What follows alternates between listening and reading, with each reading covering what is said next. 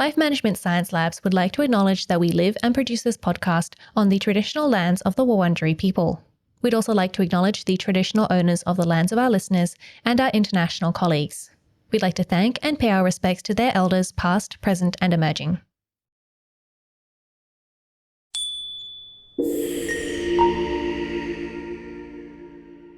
Hi everyone, and welcome to Room by Room, the home organisation Science Insights podcast, produced by LMSL, the Life Management Science Labs.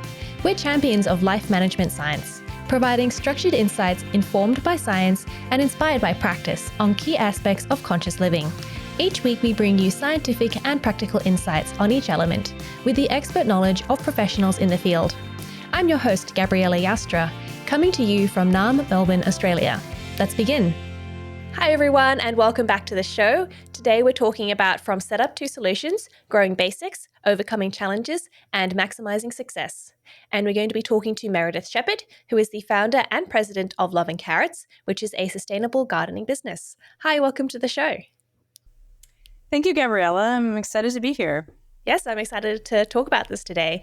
Do you mind talking about yourself in a bit more detail before we get started on our topic today? Sure. So I grew up in Vermont, which is a state in the United States. It's in the northeast, and it's very wooded and rural. So I grew up on a large farm, kind of gardening with my family. And I started my career in Washington, D.C. after going to college. And I was really interested in urban agriculture and growing food. So I started working on some farms. I had worked in landscaping, in the summers between college. And I kind of put those two things together to come up with the idea of Love and Carrots. And I started Love and Carrots in 2011. So that's, 12 or 13 years ago now, which has really flown by, and not at all. Mm-hmm. And so can you tell me more about Love and Carrots and what you do there? Love and Carrots is a urban farming and edible landscaping company. We design, install, and maintain edible gardens and urban farms in the DC area and the surrounding DMV. We also have a maintenance program where we maintain those vegetable gardens. In addition to that, we have a coaching program, so we can come to your garden every 2 weeks throughout the season, which is March to November here, and not only tend your garden, but also teach you how to do it. We work with schools, nonprofits, businesses, corporations, the whole gamut. We typically install about 100 to 150 gardens a year, and we maintain about the same number on a 2-week rotation. Wow. It's funny because I've obviously heard of landscaping companies, but I never thought of them. I always thought of them as quite ornamental. You know, people who just want a nice front yard, maybe with some hedges, and not like not vegetables, productive garden. I guess because I thought that if you were doing this, you'd want to, if you want to eat the vegetables, you want to grow the vegetables. So I guess it's kind of like halfway between like a supermarket and like your own garden. Yeah, I mean, if you think about it, there's, a lot of time and resources goes into a landscape, even if it's just grass and hedges. You've got to like plant them and water them and fertilize them and maintain them and weed. So you might as well have that look really nice, but also give back to you. So I think it's kind of a popular and growing movement over here anyway. We, back when I started, I really didn't do any marketing or anything like that. I just kind of put out a couple flyers, and since then I've really been just doing my best to keep up. So, I think it's cool. That's great. I love it. Because I mean, ornamental gardens are beautiful, but I do really love the, edible gardens or edible and decorative gardens. I mean, what could be better? But before we get into this in a bit more detail, we're going to do a section we call Have You Met Meredith, where we get to know you through some of your favorite things. So the first thing I'd like to know is, what is your favorite book? Oh my gosh, my favorite book. My favorite book is The Glass Castle by Jeanette Winterson.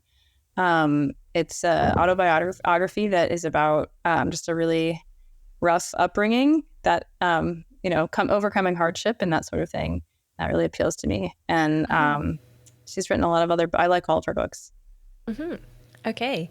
Do you mind telling me a bit more about it? Who is she? What are some of the hardships that she's overcome? So she is.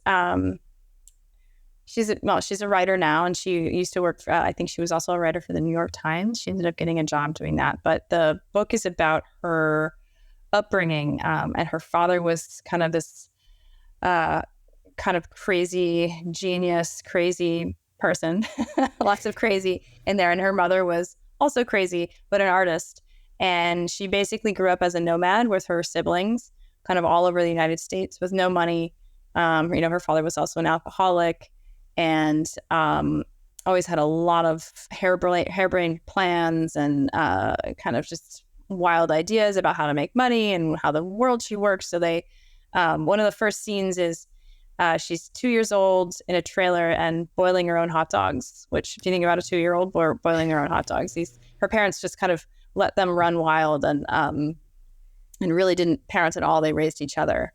And so it's about that, how she and her brothers just basically survive. It's a survival story, and what they're eating, how they're protecting each other. And it's called The Glass Castle because her father always talks about how one day they're going to build a glass castle up on a mountainside, and it's going to have all of these amazing functions where the sunlight, it's glass. It's also a greenhouse. They're going to grow all their own food and have elevators and all these amazing things. And when she's really little and her siblings are really little, it all seems so magical, like the way that their life is. They sleep under the stars. But then as they get older, they start to realize that, they should really, go see doctors and be educated and things like that. So that's kind of the gist of it. I definitely recommend it. It's a pretty quick read. It's short. I just also read her most recent book. It's called Half Broke Horses. It's about her grandmother's upbringing. So that was also interesting as well. Okay. So we've got the whole family history there. Sounds great. Yeah. And have you watched any movies recently that you've enjoyed? Movies. I am not a big. If you are going to ask me my favorite movie or one, I haven't watched many recently. I have 2 toddlers, and in addition to running my business and some other projects going on, so I don't have a lot of time for TV or movies. But okay. I would love to have you. I would love a suggestion. Sometimes that's what happens. Like I sit down and I'm like, I'm going to watch a movie, and then I can't think of one. Oh dear, a suggestion from me. I've never been asked that before, and I haven't got anything prepared. That's okay. Actually, my favorite movie is it's a Japanese zombie movie called One Shot of the Dead. It's not scary, and it's basically like they have. They're shooting a zombie film, and then it turns into a real zombie film. That's cool. I get it. That sounds cool. I always have to preface it by saying I can't tell you any more than that because it's really great, but I don't want to spoil anything. Okay. It's kind of hard to find on the internet, so good luck. Okay. I can I just thought of a movie that I saw. Mm-hmm. It was pretty good. Everything Everywhere All at Once. Yes, that was great. Yeah, that was good. That's the most recent movie I saw. Okay, and that came out last year, the year before. Maybe. I haven't seen Barbie or Oppenheimer or whatever yet. Those are the 2 ones that I'm hearing about now, but maybe I'll find time. I think Everything Everywhere All at Once was a really great film. So, great recommendation.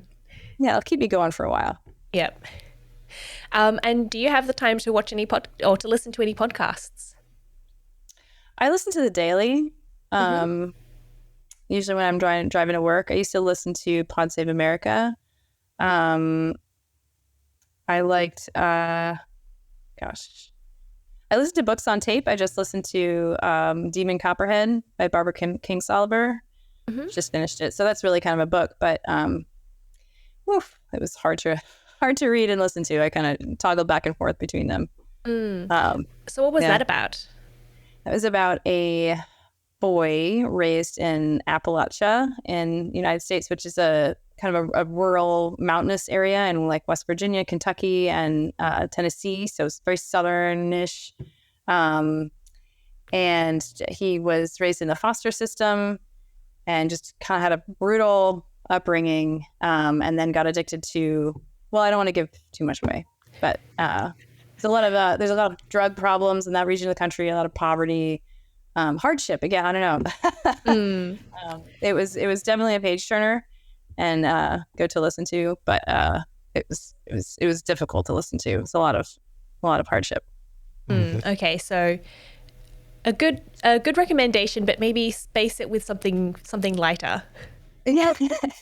Yes. In small doses, and then watch some comedy. Yep. So today we're going to be talking about gardening and, how to grow our basics, how to overcome challenges. But first of all, I like to set up our topic with some definitions. So how do you define home organization?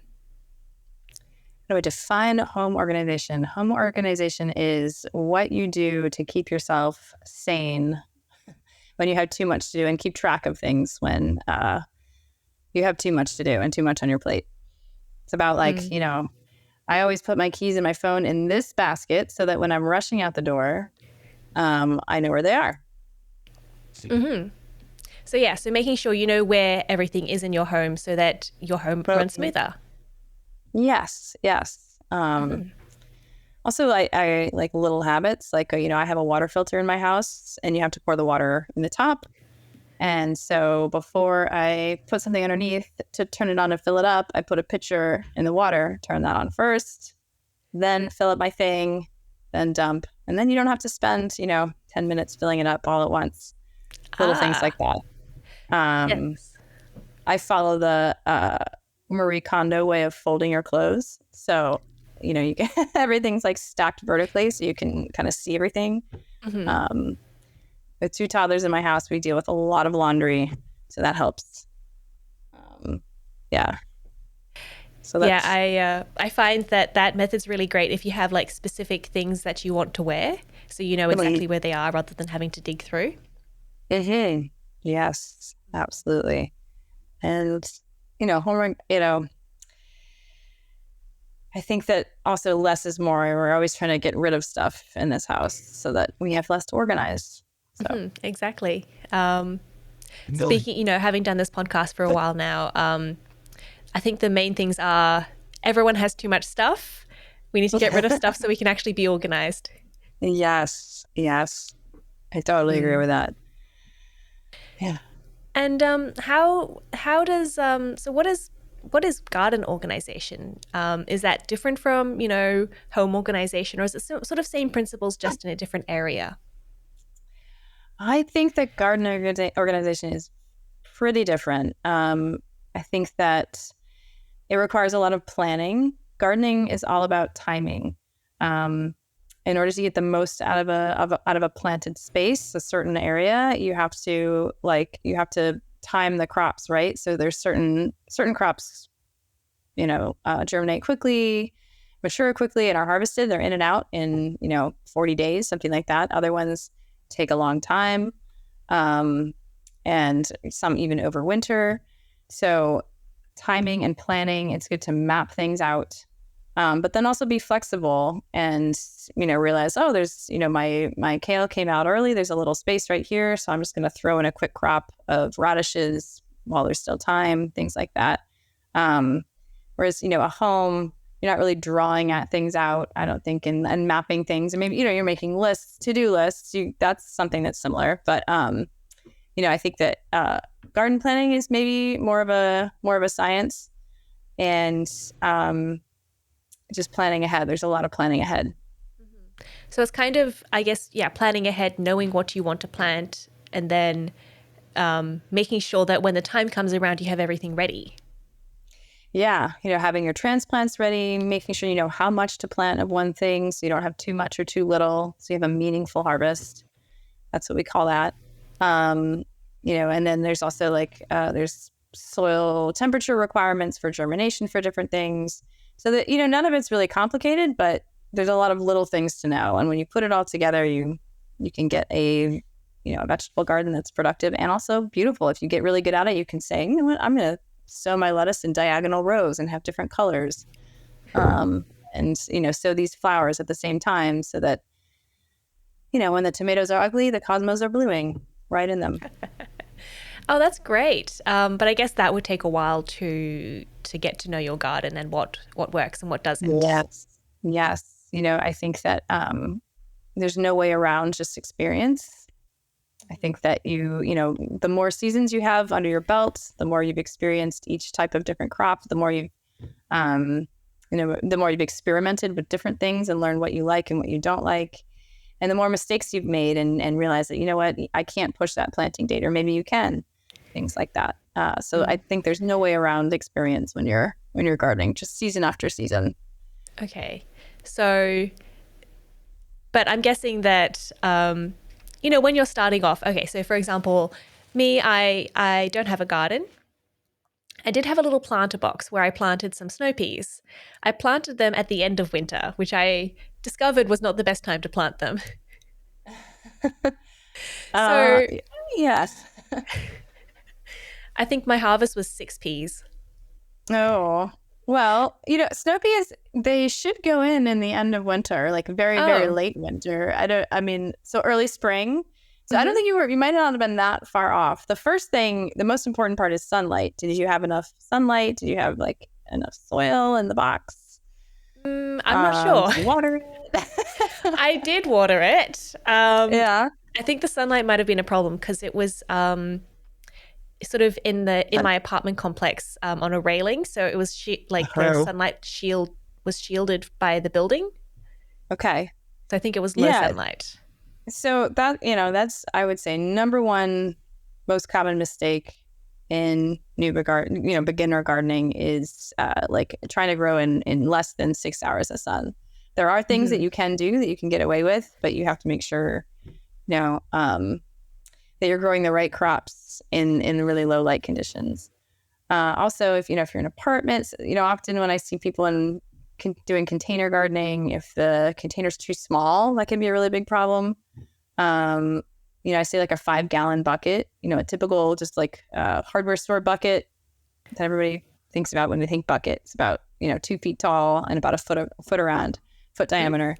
That's a good size for most crops, but only one of something big. So it's like 1 tomato, 1 cucumber plant, 1 pepper plant, maybe 2 pepper plants. But you could maybe have like 5 or 6 pea shoots in a bucket like that. I always think it's funny when people have like a little, like a little milk carton or something, they're trying to grow a pumpkin out of it. Because the plant above the soil has to have a corresponding amount of roots below the soil, and you have to have enough space for all of that down there. Okay. So, yeah. And with sunlight, does it have to be direct sunlight? Can it be like the area that I was growing, it had some sunlight. It wasn't dark, but it also didn't have direct sunlight. So it does have to be direct sunlight. So if it's, filtered through a tree or something like that, then that definitely reduces the amount of light that's coming through. It can't just be light out, it has to be like receiving direct sunlight. So I have a tool that I take around to all of my gardens before we start them to assess the property. And it's called a solar pathfinder, and I set it down and I can see when the sun comes out from behind, a building or a tree or whatever, and then when it's going to set on the other side. And so the hours of direct sunlight is what's important, and you want at least 6. Okay, so that's one of the things that you're looking for when you're setting up a garden is how much sunlight you get, and you want at least 6 hours of sunlight. At least 6 hours, and that is the first thing that I look. You can you can do a lot of corrective action for the other things. You've got to have sunlight, soil, and watering, right? 3 basics for plant life before you get into timing and soil temperature and all that stuff. But sunlight is the only one you can't really correct. If you don't have it, you're kind of just limited by what crops you can grow. But if your soil is poor, you can build a raised bed, you can bring in compost, you can amend, watering, you can add irrigation and find solutions with that. But not sun. We like 11 carrots works in a city, and obviously, growing in a backyard is very different from in a farm field. So a lot of what we've learned to do over the years is help people maximize their production, even if they have 5 hours of sunlight, or 6 is not considered full sun. 8 hours is full sun or more. If you think about a farm field, that's like 12 hours or something. The sun comes up at 6 a.m. and goes down at 6 p.m., right? So even 6 to 8 hours is less than most crops will want. Okay, so the first thing you want to do when you're setting up your garden is figure out where all the sun is. And I'm guessing that if you've got a spot in the backyard where it gets the most sun, that's where you want to set up the garden. Yes, put it there. Even if it's in the front yard, put it in the front yard. Okay. Mm-hmm. And then you start looking at the soil quality and improving soil quality, improving watering after that. Okay. Yeah. And then, so you'd also design like a sort of garden setup. I like to, raised beds make things really simple and easy for people. It's very clear message, like don't step here, step on the outside. It also creates like a nice loose soil volume. And so once you find that spot, then you've got to design like a little bit of a raised bed setup. How are you orienting them? How wide are they? How long are they? What are the paths made out of? And a lot of that's just aesthetic decisions. But one mistake that I see a lot of people make is they make the beds too wide. So you don't want to walk. If you're doing a raised bed, you don't want to walk in it. So if you have a 5 by 5 foot square, it's really difficult to reach the center, right? So I like to keep our raised beds around 3 or 4 feet wide. Mm-hmm. I like 3 a lot because if you're thinning carrots, which is really time consuming, down the middle of a row, then it can kind of hurt your back after a while. So I think 3 feet wide is really good. And you also want to think about how big the garden should be. What are you trying to grow? How many people are you growing for? Is it just kind of like an experiment for you and your kids, or are you trying to feed your neighbors? So once you find that sunny spot, there's some more decisions to make before plopping a raised bed down. Okay. So, I mean, do you have any rules of thumbs, say, for example, me and my partner, there's 2 of us, it's more of an experiment. How big should the, how big should the garden bed be?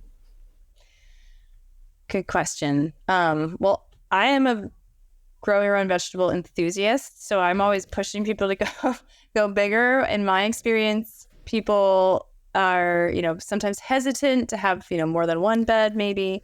3 by 8 or 3 by 9 is kind of a standard size, I'd say. And in that you can fit, a tomato plant, maybe a couple pepper plants, and then some greens or something like that. Like, 2 to 4 crops at one time. There's more turnover with the seasonality of things in this region anyway. But if you can fit it, I think even one person can really put to use at least 3 raised beds that are 3 by 8 or 3 by 9. And that also, if you're trying to grow organically, it helps you, you're better set up for crop rotation, which is a really important part of organic growing, because you don't want to grow the same plant year after year in the same soil. It can lead to buildup of pests and diseases. They can pull out the same kind of nutrients every year and cause all kinds of problems. So 3 beds is a nice crop list. It's not overwhelming. And if you plan properly, then you're not going to have too much of one crop, right? You're going to fill it all up with head lettuce, and then you've got, 85 head lettuces. you're going to have a nice selection of different kinds of crops. Okay. Also, you can always rest one for a year and just plant flowers to pick. So yeah. So you mentioned planting different things in the beds, and how do you decide what should go in and how much of everything should go in? Because I mean, we get this little packet of seeds. My thought would just be to chuck everything in one bed and just see how it goes. Yeah, I mean, you can do that, and you'd probably have a nice garden, and you'd probably get a lot out of it.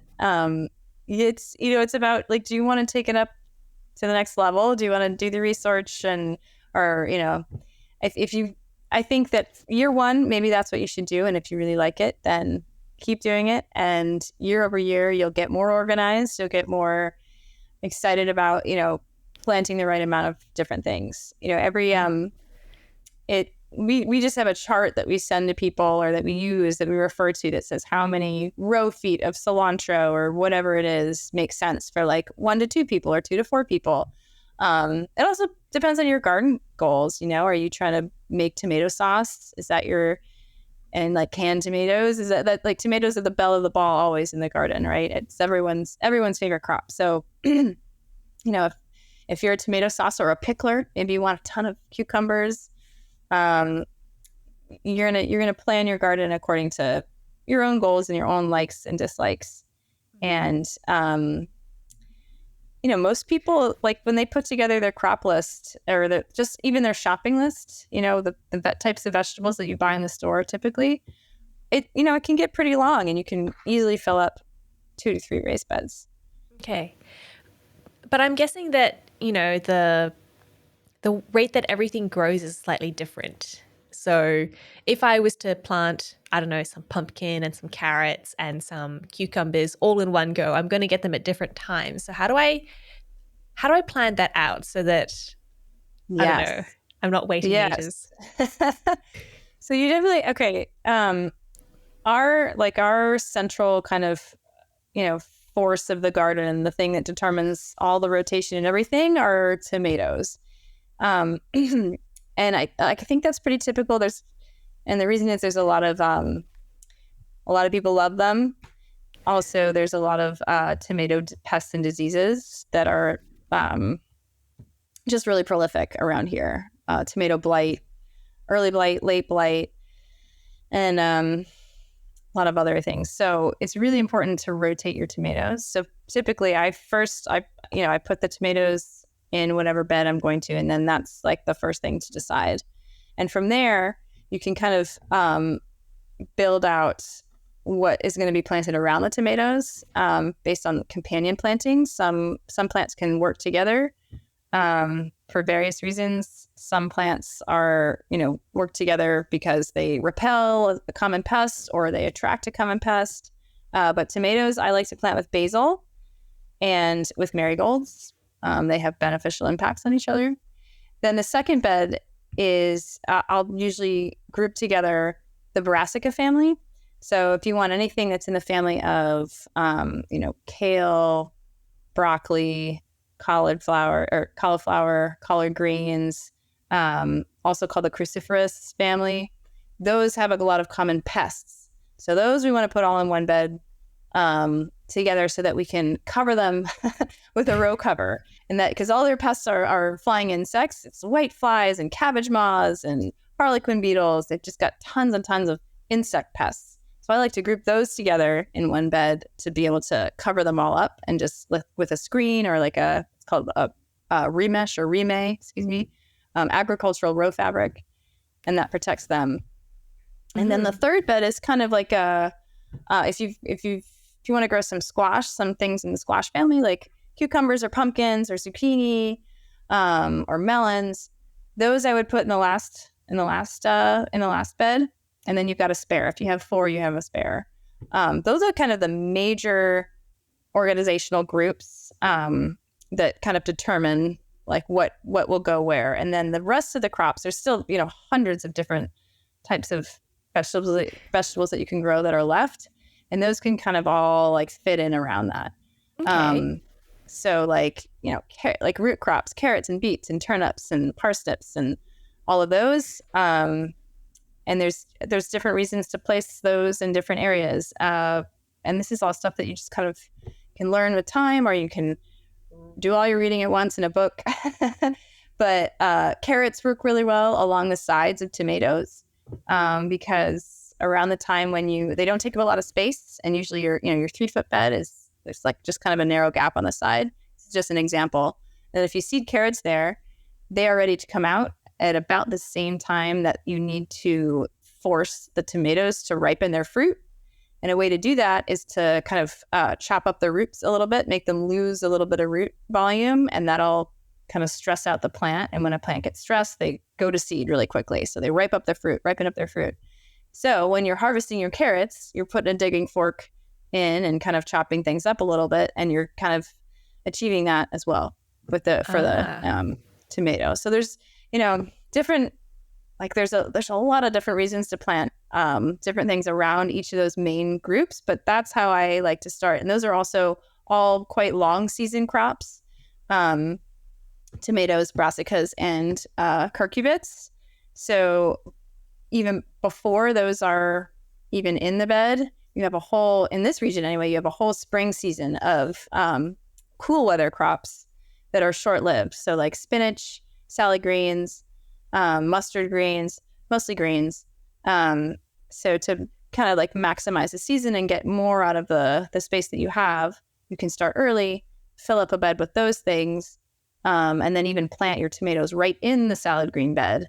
And then by the time your tomatoes or your kale or your cucurbits have leafed out and shaded kind of the whole bed area, your short-lived cool weather crops, your lettuces it's time for them to come out. So they're done. Okay. So that's kind of like the timing thing I talked about in the very beginning. It's all about timing and these little relationships, right? Between little crops. And it's kind of like it's like slow motion fireworks, like the way that a garden kind of changes with time. And yeah. That's amazing. So what are some other sort of seasonal things that you need to think about, every year, as the weather changes? I think, the number one thing about weather changing is, just timing of seeding and timing of crops. The frost dates, your last frost date in the spring and the first frost date in the fall are really important because some crops can tolerate a frost, some can tolerate a light frost, some can tolerate a deep frost, and then some not any frost at all. So you've got to have those, frost-free crops planted at the right time, so that they'll finish out before the frost comes. There's also, every pest has its own life cycle, and every insect pest or disease.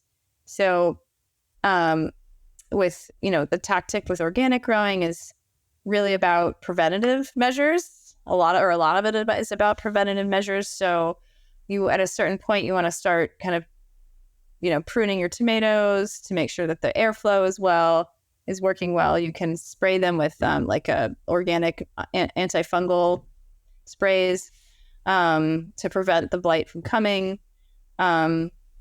You can, like I said before, you can cover your brassicas in anticipation of, different insects coming at different times. So once you've got kind of like, your spring crops are in and kind of on their way out, your summer crops are in, then the pest season really starts. And it's, so your summer months are really about kind of managing and preventing those pests from taking over. And identifying the problem, identifying the right spray or the right, preventative measure to handle them. And then it's about kind of winding things down and forcing things to produce, deciding when it's time to give up on a tomato plant. Even if it's got one little tomato that you're waiting for it to ripen, it might be just time to get it out so that you can get your fall crops in and have a whole other season to extend. So I would say the other major timing thing in conclusion is really about like pest management. And you've also mentioned like fall crops. So what are fall crops? And I'm guessing you put them in fall and you harvest them in winter. Well, you actually put them in late summer, and then they're ready to harvest in the fall. So, there's a kind of fall season kind of mirrors the spring season. It's a lot of salad greens and alliums. So like leeks and onions and things like that, spring onions. So there are short-lived cool weather crops, and they can be a little bit trickier to get established because you want to get them want to get them into the garden in late summer. So depends on the type of crop, but generally, like end of August or end of July, actually, through August, and then maybe to the beginning of September, mid-September is your fall planting season. But these are cool weather crops, remember, so the temperatures are probably still in the high 90s, and it might be difficult to kind of get them to germinate, or you have to really keep them watered. But you want to plant them towards the end of the summer so that by the fall, they're at like a harvestable size or a certain size. And then some of these fall crops can even overwinter, and you can eat them all winter. And then in the spring, they're still going and they have another life. In this region anyway, because we have pretty mild winters. So that's fall crops. Okay. It's very complex. There's a lot of different moving parts that are going on, but the most important thing is just to experiment and to try things out. Yeah. I think don't be afraid to don't be afraid to try things, and don't be afraid to give up on things too. I think that removal is a bit, I don't want to say death, but like killing certain plants is a big part of gardening too. And you can really miss out on a lot if you can't bring yourself to, rip out a tomato plant that's just not going to do anything, or that is got a disease and is going to infect the rest of things, or you don't want to give up on your summer crops because even though they're so pesky.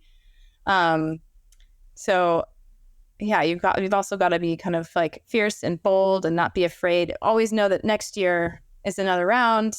You'll have another chance. And there's another season coming after spring. There's summer planting and then fall planting too. So be bold, experiment.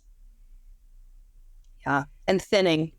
Mm-hmm. And thinning is making sure that, after you seed, you always seed more actual seeds than you'll get adult plants. Just kind of like a little insurance policy, right? You seed 5, but you're going to, maybe only 3 germinate, and then you will really only want 1. So you have to pull 2 out.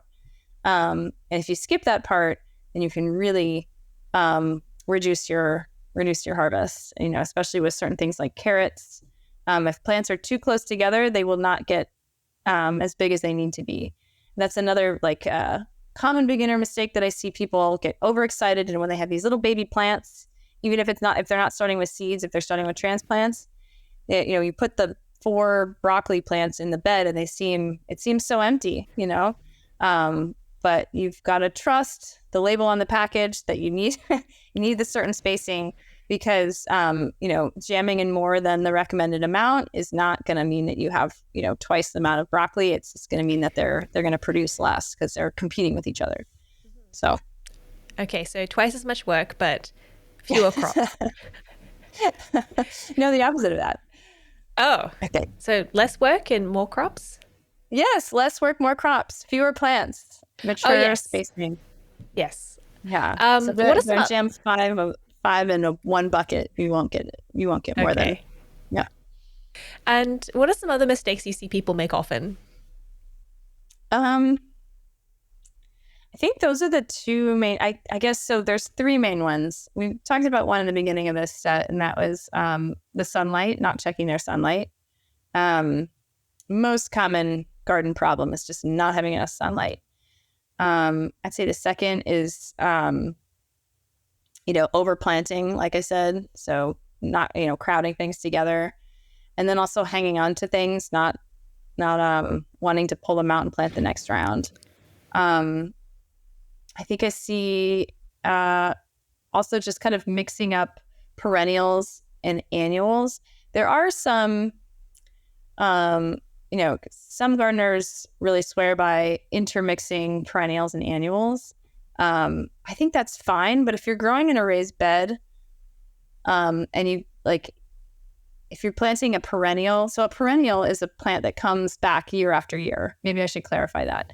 Mm-hmm. So in this climate, a lot of herbs are perennials. So oregano, rosemary, thyme, sage, those you plant them once and they come, they die back a little bit in the winter and then they keep coming back.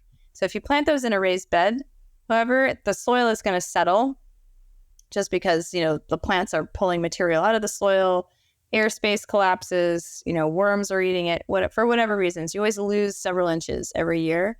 And if you have a perennial in there, then you can't top up the soil without uprooting it and destroying some of its roots or kind of burying it. So the way I like to garden is keeping annuals in the raised beds. Annuals are crops that have a 1-year annual life cycle. So seed to production in 1 year, and then it's done, and you have to start again the next year. So I like to separate annuals and perennials into at least different beds. If not, I like to keep perennials in the ground, not in raised beds, because I don't find it works very well to have them in there.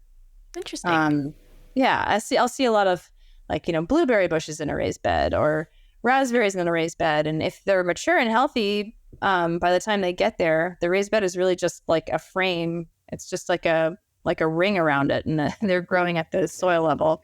So they're just doing their own thing.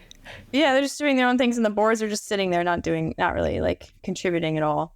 So you might as well, it takes a lot of materials and time and effort to build a raised bed. You should use it for the crops that need it.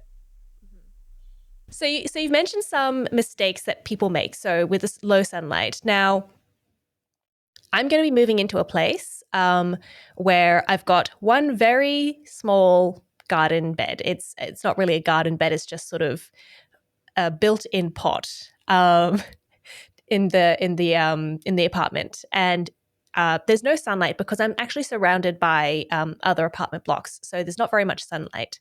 If I wanted to grow a very, very small garden there, how would I get around this situation? Well, I think you're not on a block. The most common, suboptimal conditions for gardening in an urban environment are low light and low space, or small spaces. So you've hit both of those. And luckily for you and for everyone, the answer to both of those problems are growing crops that have what's called a continual harvest as opposed to a non-continual harvest. And I'll give you some examples. A carrot is not a continual harvest plant because you plant one seed and it grows one carrot, and you wait about 90 days and then you pick out the carrot and then it's over. Whereas a basil plant or a tomato plant, for example, are continual harvests. So you have the plant, you have the one seed, it grows one plant, and each plant provides a lot of multiple harvests. You can keep picking basil off the basil plant, you can keep picking tomatoes. So that solves your small space problem is always grow crops that have a continual harvest.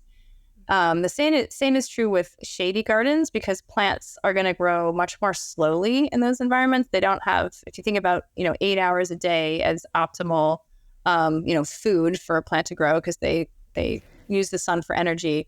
Having less than 8 hours, so I don't know if you're down around 4 or 5, just means they're going to grow more slowly. They're also going to grow differently. They're going to stretch to reach the sun. They're going to put a lot more energy into making big plants, tall stems, because they're trying to, grow tall and reach above whatever's shading them from above.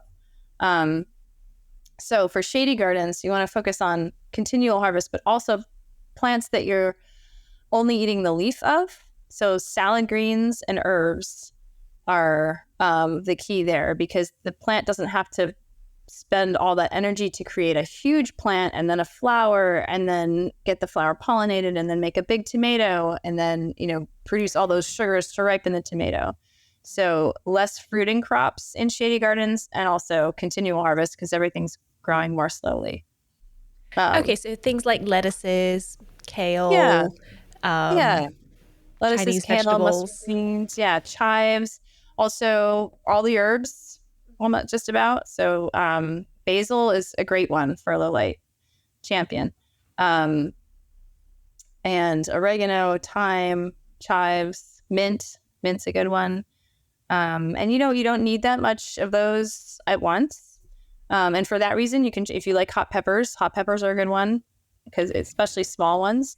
If you really want to grow a fruiting crop, so that's anything like tomatoes or cucumbers or eggplant, go for a variety that has small fruit, so like a cherry tomato as opposed to a beefsteak, or like a baby eggplant as opposed to a Nadine, which is the big the big ones. Also, cucumbers are kind of a weird exception to this rule. They produce pretty well in pretty low light. My backyard has like 4 to 5 hours, unfortunately. I've got a big tree that keeps just growing and growing in the neighbor's yard. And I grow all the cucumbers that I need and basil and, various other things. So. Okay. And the bonus is you get really cute little vegetables. Yes. There is a type of gardener that is a baby vegetable gardener, and they want everything to be baby. They say, oh, can I grow a baby eggplant? And how about a baby cucumber? And they just gravitate to those things. Yeah. I think that's going to become me. I'm going to become a baby vegetable person.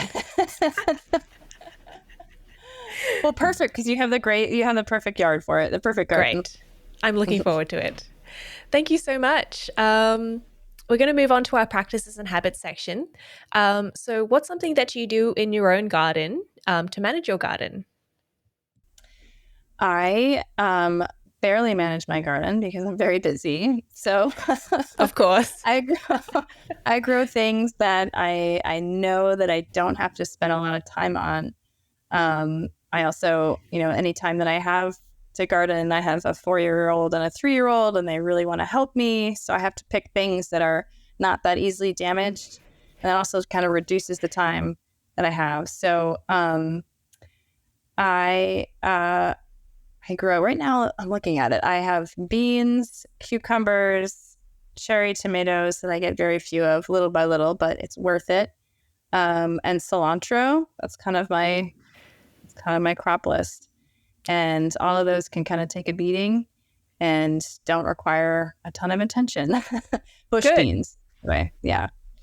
Okay, good. So if you have kids and or you need a garden that takes a beating, right there, that's your list. Yeah.